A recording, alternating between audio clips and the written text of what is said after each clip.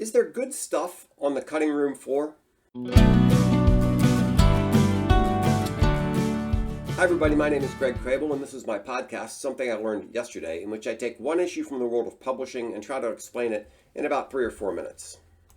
My friend Charles Benaiah writes a daily substack that's both fun to read and insightful. In a recent post with the lovely title, No Vomit in Narnia, he quotes David Carey, then president of Hearst, as saying, "We throw away 100 stories for every one we publish. For every picture you see, there are thousands you don't." This reminds me of an experience back at Kiplinger. The editors of the Kiplinger Letter do lots of work on a wide range of topics.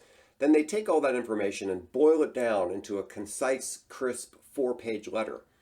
They refine it further by writing each paragraph and even each line in a particular style, and then they highlight the key points to make it very easy to skim. Now, I've never made a movie, but I've heard that there's a ton of film on the cutting room floor.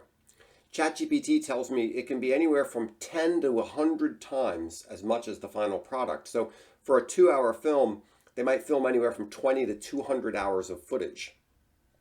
A good product is all in the curation. What's the story and what contributes to telling that story effectively? The internet has become the repository of all the junk that didn't make it into the curated publication.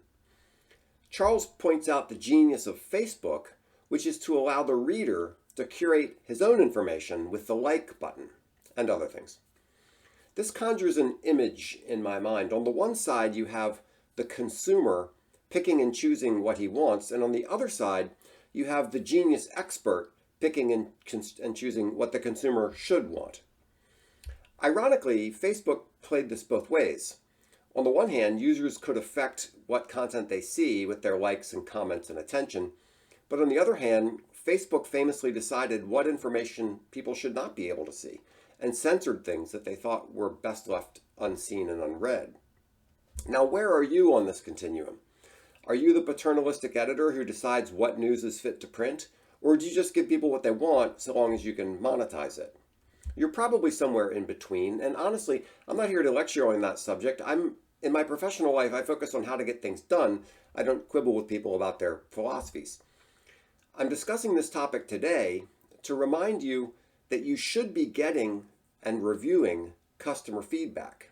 I'm sure you are, but how are you doing that and in what level?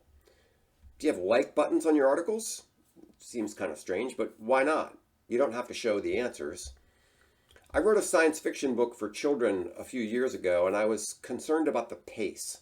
I didn't know if the sciencey stuff was distracting from the story, so I asked my daughter and her friends to read it and to put a plus or a minus on each page to indicate whether or not they were enjoying it at that moment.